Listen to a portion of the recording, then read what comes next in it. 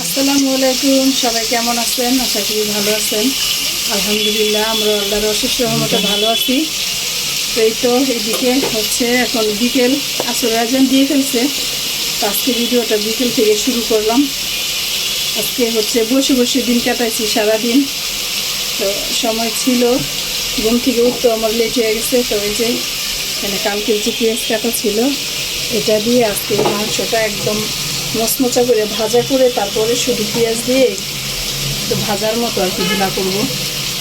আর হচ্ছে আমার দুধ শেষ হয়ে গেছে সিদ্ধ। তো আজকে হলো আমি দুপুরবেলা দুধ সিদ্ধ দিছিলাম, ভিজাইছিলাম, ভিজাই রেখে আর এটা সিদ্ধ করে নিলাম। এদিকে মুরগি গাইটা নিলাম।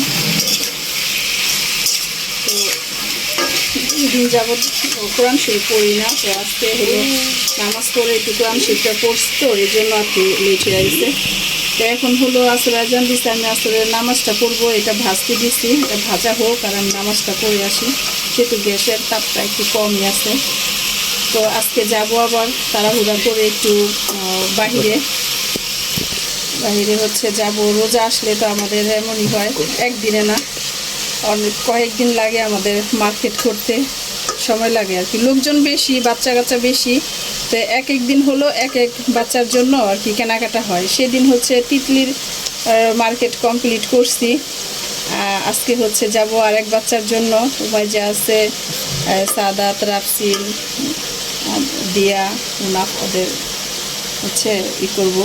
তো আমার বোনরা হলো আমাকে ছাড়া তো একদমই মার্কেটে যায় না।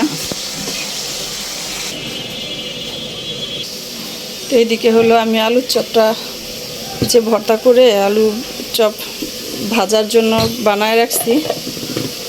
এটা হচ্ছে বুট, এটা বেসন ছিল আগের, আজকে এতটুকু দিয়েই করবো। আর মুনাফের বাবা হচ্ছে বাজার পাঠাইছে। এই তো আমি এখন আবার ডালগুলা বাটবো। ব্লেন্ডার আছে কিন্তু ব্লেন্ডার নামাইতে আমার বিরক্ত লাগে, এই জন্য হচ্ছে আমি পাটায় বেটে নিই। আর পাটাতে এখানে আমি দাঁড়িয়ে দাঁড়িয়ে এখানে বাটি, রুটিও বানাই এখানেই। যখন নাস্তা বানাই সকালে, তখন হচ্ছে এখানে দাঁড়াই আমি রুটি বানাই, এখানে ভাজি। তো এখন এটা ভাইজার এটা হচ্ছে নামাজ পড়তে যাবে। মুনাফ, মুনাফ, এটা একটু দেখো না, আমি নামাজ পড়ে আসি, বুঝছো? নো, ধরো তুমি দেখো, এটা হয়ে গেছে। এখানে যে পেঁয়াজগুলো দিয়ে দিলাম এখন।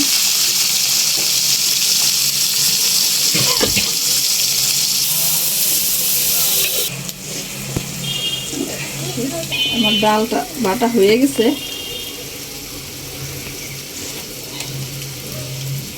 আর আমি প্রতিদিন যে মুরগি রান্না করতাম যখনই, তখন হচ্ছে লেগ পিসগুলো আমি রাইখে দিতাম।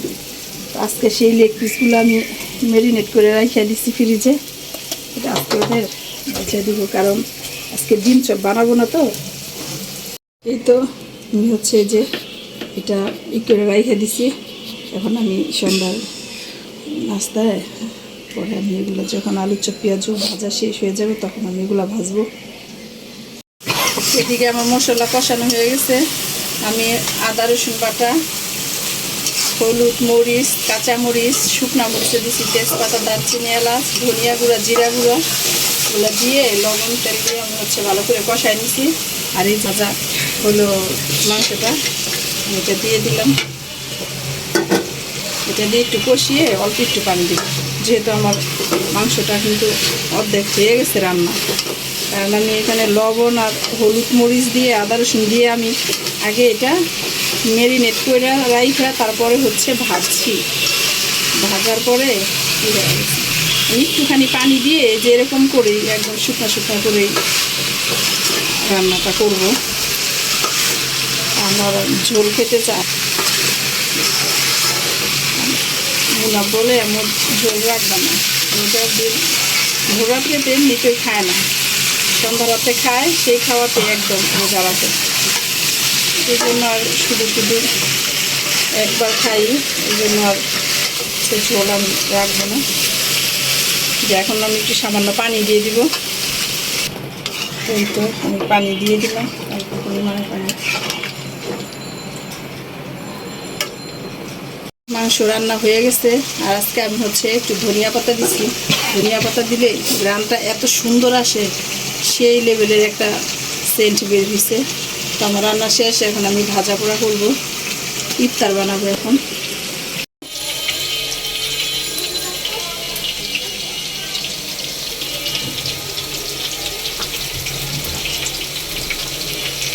এগুলা ভাজতে ভাজতে হলো মাগরিবের আজান দিয়ে দিছে, ইফতার করে নিলাম হতো।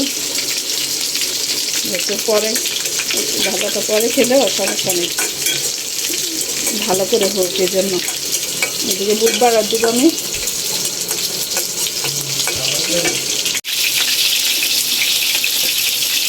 ভাজা হয়ে গেছে, আমি খেয়ে নিচ্ছি। আর ছেলেগুলোর জন্য পাগল বসে নিচ্ছি। পাগলা হচ্ছে ফ্রাইড রাইস এগুলো অনেক পছন্দ করে।